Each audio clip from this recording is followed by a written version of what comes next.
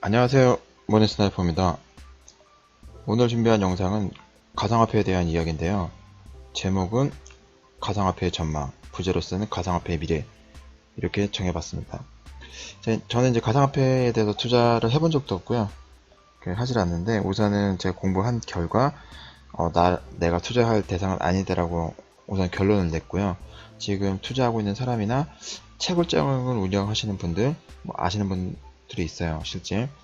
그리고 관련업 종사자분들과 이야기 해봤을 때, 실제 이제 이 가상화폐에 투자하시는 분들이 저보다 내용을 잘 모르세요. 그냥 차트 보고, 이전의 가격 보고, 지금 가격 보고, 자기가 들어갈 수 있는 범위 내에서 이제 투자를 하고 있더라고요. 근데 제가 나름대로 정리했던 내용을 오늘 한번 공유해 보려고 해요. 가상화폐. 좀 의미 있는 기사 하나죠. 사진 하나죠. 2017년도 12월 12일 가상화폐가 거의 한 1900만원, 2000만원 가기 직전의 모습이네요. 그 가상화폐 이야기 하기 전에는 머니, 돈, 그리고 커런시, 화폐 이 두 개 정의를 한번 짚고 넘어갈게요. 머니라고 하는 거는 사전적 의미로서 사물의 가치를 나타내고 상품의 교환을 매개하고 재산 축적의 대상이 된다. 그리고 그 크기나 모양, 액수 따위는 일정한 법률에 의해서 정한다. 이게 머니고요. 커런시라고 하는 거는 유통의 수단, 지불의 수단으로서 기능을 하는 것을 일컫는다고 하고 있어요. 영어로는 이제 커런시, 머니. 그러니까 암호화폐는 말 그대로 돈은 아닌 거죠. 화폐에 가깝죠. 암호화폐. 그리고 가상화폐보다는 크립토 커런시, 암호화폐라는 표현이 조금 더 정확한 표현이라고 보시면 될 것 같고요.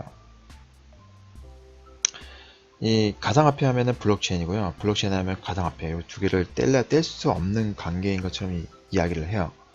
그런데 이 블록체인 시스템이 가지고 있는 가장 큰 강점은 뭐냐면은 보안에 아주 강력하다는 거죠. 해킹이 이론상 불가능하다고 이야기를 하고 있어요. 그런데 뉴스는 계속적으로 나오고 있죠. 심지어는 국내에서 메이저급이라고 할 수 있는 빗썸도 털렸어요.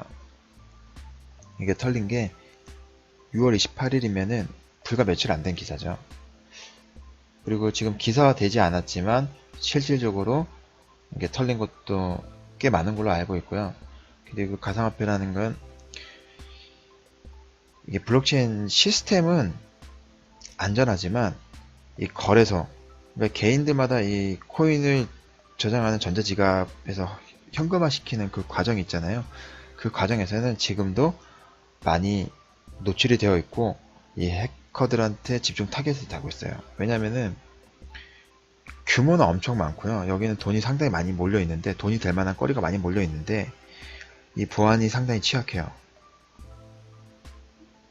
웬만한 증권사, 은행 이런데 반도 안 돼요. 수준이. 거래소 시스템 구축하고 개발하고 이런데 돈을 많이 투여했지, 이 보안에 대한 부분은 상당히 지금 부실하거든요. 보안에 취약하다. 그리고 이제 가상화폐는 돈 세탁, 그리고 음란물 사이트, 그리고 범죄, 사회에서 범죄에 악용되는 부정적인 효과가 너무나 커요. 이게 가상화폐라는 부분이 익명성이 어느 정도 보장이 된다고 하는데, 근데 이것도 좀 옛날 얘기고요.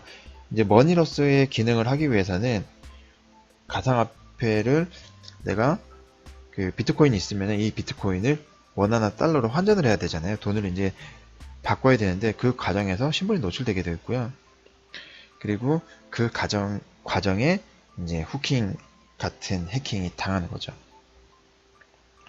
그리고 아까 얘기했었던 그런 보안에 취약한 부분도 있고 범죄에 악용되는 부분도 있는데, 중간에 이 가상화폐를 거래하기 위해서 쓰는 키를 다른 사람이 이 키만 이렇게 중간에 탈취를 하게 되면 또 다른 이제 보안에 또 노출되는 문제가 생기는 거예요. 이게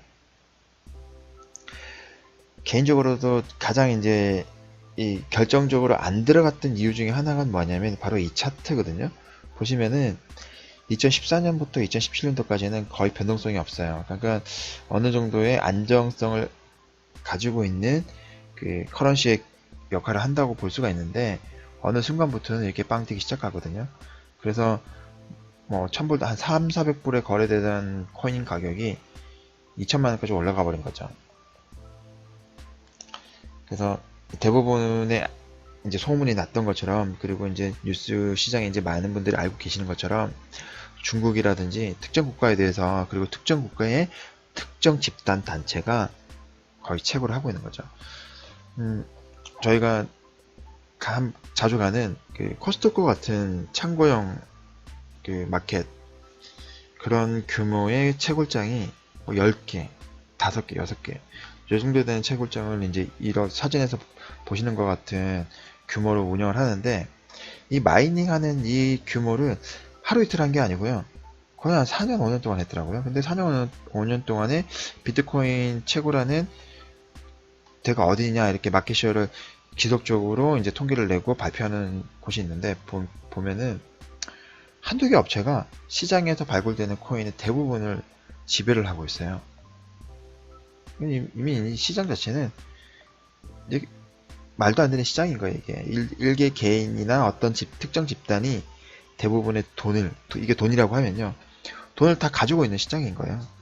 절대 이길 수가 없는 시장이고요. 이게 정상적인 시장이 아닌 겁니다. 시장이 너무 불균형이. 예. 그리고 이제 블록체인에 대한 부분이, 가상화폐 하면 항상 블록체인 얘기를 하잖아요. 근데 이 블록체인이라는 부분이 갈 길이 너무 멀어요. 지금 현재 미래는 어떻게 될지 누구도 몰라요. 가지고 있는 장점이나 가능성은 상당히 전망이 밝다고 보고 있는데, 어떻게 될지 모르는 거예요. 긍정적인 효과가 있을 수도 있고요, 부정적인 효과가 있을 수 있는데, 그 부분에 대한 데이터가, 경험치적인 데이터가 너무나 부족해요, 지금 현재. 그리고 과거에 대비해 가지고 지금은 이 채굴하는 마이닝 비용 자체가 너무나 많이 가격이 올라가 버렸거든요. 전기요금만 하더라도 지금 26,000불 이렇게 나와 있는데요. 이게 좀 자료가 조금 된 자료거든요. 근데 한국에서 이제 채굴하는데 들어가는 비용이 26,000불. 근데 이 전기세나 이런 부분만 들어가는 게 아니고요. 채굴을 하려면은, 지금 과거에는 이제 일반 PC로도 마이닝을 하거나 핸드폰으로 마이닝을 했었는데, 지금은 사실상 불가능하다고 보시면 돼요. 마이닝 전용 PC들이 있거든요. 가격이 어마어마하게 비쌉니다. 그러니까 이 비트코인이나 이 가상화폐 시장에서 돈 번 사람은 초창기 때 운 좋게 들어갔던 사람들, 뭐 신문 기사에 나오는 사람들이 있죠. 뭐 아무 생각 없이 샀었는데 사고 잊었더니 어느 날 이게 뭐 대박이 되었더라. 그런 사람들. 그 외에는 거래소 운영하는 사람들이랑 이 채굴 전용 PC, 그리고 여기 들어가는 그래픽 카드, 생산하고 제작하는 사람들만 돈을 많이 벌었어요, 보면은. 그리고 이 채굴장을 유지를 하려면은 보안에 계속적으로 이제 해커들의 타깃이 되다 보니까 보안 시스템을 구축해야 되는데, 이거는 전산상의 보안뿐만이 아니고 물리적인 보안도 세컴이라든지 이런 시스템을 갖춰야 돼요. 그러니까 유지비가 계속적으로 올라가는 거예요. 이게 많이 노출이 되고 가치가 있다라고 하니까, 저희가 돈도 보관할 때 은행에 맡기는 것처럼 기존품은 또 금고에 넣기도 하잖아요. 그랑 똑같은 개념이에요. 그리고 아까 말씀드렸던 이런 PC가 24시간 전산을 켜고 돌려야 되기 때문에 발열량도 많고 전기도 많이 먹고 노후화도 빠르고, 그래서 새로운 PC를 교환을 해주는 주기도 점점 짧아지고 있고요. 짧아진 뿐더러 가격은 또 올라가고 있어요. 그러니까 쉽게 얘기하면은 PC방 같은 경우를 생각하시면 돼요. PC방이 사이클이 그렇게 길지가 못하잖아요. 뭐 게임들 같은 경우는 점점점 고사양을 요구하고 있고, 중간중간에 도난을 당하기도 하고, 그러다 보니까 한 번씩 이제 PC방 PC를 한번 싹 엎을 때가 있잖아요. 그때 돈 엄청나게 많이 들어가거든요. 똑같은 개념이라고 보시면 되세요. 그러니까 비용은 점점 올라간다. 네, 이거는 카세트 테이프죠. 그리고 이거는 필름 카메라에 들어가는 필름, 그리고 16비트 PC, XT인지 AT인지 모르겠네요. 이걸 셋 다 아니면 아재인가요? 예, 근데 지금 시스템이 영구적일 수 없다. 무슨 얘기냐면은 모든 거는 다 변하잖아요. 그리고 지금 블록체인 시스템이라는 것 자체는 개인들이 시장 어떤 중앙 통제 시스템을 신뢰할 수 없기 때문에 개인들이 이 거래 기장을 기록을 개인들끼리 다 기록을 남기고 크로스 체킹을 통해 가지고 신뢰도를 올린다는 개념이잖아요. 근데 지금 이런 시스템을 가져가기 위해서는 현재로서의 기반 플랫폼이 갖춰져 있는데 환경이 변하거나 아니면은 지금과 다른 어떤 시스템이 구축이 되었을 때는 이 블록체인이 따라갈 수가 없어요, 지금. 그래서 현재 시스템이 영구적이지 않다라는 게 이 블록체인이 가지고 있는 문제점이에요. 그리고 또 하나가 보시면은 이제 마크1이라는 이제 고성능 계산기죠. 애니악 이전 단계예요. 근데 지금은 어때요? 핸드폰 하나로 이렇게 31톤이나 되는 이 기계보다 더 많은 기능, 그리고 더 훌륭한 기능을 이렇게 작은 핸드폰 하나가 해내는 시대거든요, 지금은. 그리고 그 기술의 발전 속도는 엄청나게 빨랐어요. 무슨 얘기냐면은, 정말 이 블록체인 시스템을 못 뚫는가에 대한 부분을 지금은 뚫지는 못하지만, 언젠가는 뚫을 수도 있다는 거예요. 이런 상으로는 거의 뭐 못 뚫는다고 얘기 나오는데, 그게 이제 오픈형, 블록체인 같은 경우도 오픈형이 있고 폐쇄형이 있거든요. 오픈형 같은 경우는 힘들 수는 있다고 해요. 그 거래 참여자가 너무나 많기 때문에. 근데 폐쇄형 같은 경우는 지금 시스템이랑 어떻게 보면 별반 다를 바가 없을 수도 있어요. 근데 이제 해킹을 하려고 하면은 지금은 중앙 컴퓨터 서버를 공격하면 되지만 이 블록체인을 하게 되면은 그 불특정 다수에 대해서 51% 이상을 공격해야 되는 거잖아요. 근데 이제 정말 이제 고성능 그 슈퍼컴퓨터가 나오고 그리고 그 슈퍼컴퓨터를 뛰어넘는 정말 이제 슈슈슈슈슈 컴퓨터가 나왔을 때는 장담할 수 없는 거예요, 이게. 지금 뚫지 못했지만 뚫을 수도 있는 거고요. 지금 누군가 뚫었는데 얘기를 안 해줄 수도 있는 거예요, 이게. 알 수가 없는 거예요, 지금은. 그리고 아까 제가 말씀드렸던 채굴했던 마이닝 했었던 세력들 있죠. 그 매집하고 나서 지금 현재 뭐 거의 의도적으로 움직이는 그러한 이유와 지금 이 이유에 지금 보면은 다보스 포럼과 G20 국가에서 지속적으로 규제를 하거든요. 뭐냐면은 달러에 대한 도전으로 보고 있어요. 달러는 지속적으로 그 새로운 기축통화가 나왔으면 좋겠다라는 바람과 그리고 욕망 그리고 야망들이 있기 때문에 계속적으로 도전을 받아요. 유로화, 엔화, 위안화 그리고 지금 가상화폐 지속적으로 계속 도전을 받거든요. 신뢰할 수 없다는 거죠. 너무나 달러는 뭐 비계획적이고 비정상적으로 많이 시중에 이제 풀리게 되는 거고 그러함에 따라 가지고 이제 시장 경제는 좀 파괴되기 시작하고 그 신뢰도가 많이 추락했다는 거죠. 그래서 이런 이제 이 사진을 많이 보셨을 텐데 보시면은 1988년도 때 이코노미스트에 이제 나와 있는 거죠. 지금 달러가 붕괴되고 새로운 기축통화가 생길 수 있다. 달러의 부신은 옛날부터 있었던 거예요. 그래서 그 비트코인이 달러 헤게모니에 대한 반작용인가 이런 그 이슈가 있었거든요. 분명 이제 외국에서는 인터뷰한 거나 이 비트코인 전문가들 그리고 초창기 때 비트코인 접했던 사람들의 대부분의 이야기가 달러를 신뢰할 수 없다라는 데서부터 시작을 했어요. 그래서 위안화 베이스라는 중국이 엄청나게 지금 여기에 많이 뛰어들고 있죠. 우선은 중국이 하는 단계는 뭐냐면 첫 번째로는 기존에 거래되고 있는 가상통화를 다 부정하고 다 뭉개고 있어요. 왜냐면 그건 자기네 그 중국 공산당이 해야 되는 거거든요.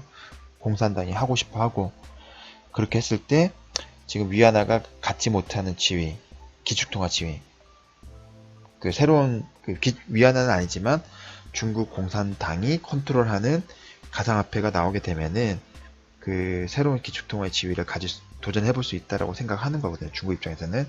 그 이유는 뭐냐면은 제 블로그에서도 잠깐 설명을 드렸었는데 위안화가 기축통화가 되기 위해서 부단히 노력을 하고 있어요. 경제 규모에서는 G2 국가인데 이 기축통화 위치는 얻기까지가 여러 이제 시행착오가 있었거든요. 근데 이제 기축통화의 이제 초입이라고 할 수 있는 SDR 편입은 성공을 했어요. 근데 SDR 편입을 할 때 그 당초 비중이 달러가 한 45% 정도 되고 유로화가 30% 정도 되는데 위안화가 10% 정도 비중을 가져갔거든요. 10% 조금 넘게 비중을 가져갔거든요. 그런데 SDR 편입된 비율은 10%가 넘는데 이 국제 교역 시장에서 보니까 SDR 편입되기 전에 위안화가 거래됐던 비중이 전체 교육 규모에서 2% 정도가 돼요. 달러가 한 45% 정도 되고요. 위안화가 2% 정도 됐었거든요. 근데 지금 그 이후에 2, 3년이 지난 지금 시점에서 위안화가 얼마나 거래가 되고 있느냐. 다시 한번 봤더니 오히려 시장 규모도 커졌고 그 중국이라는 나라가 그 국제적으로 위상도 많이 올라갔기 때문에 당연히 위안화가 차지하는 비중이 커져야 되는 게 정상인데 오히려 줄어들었어요. 2%가 안 돼요. 1.8%, 1.8%, 1.8. 그러니까 중국 입장에서 답답한 거죠.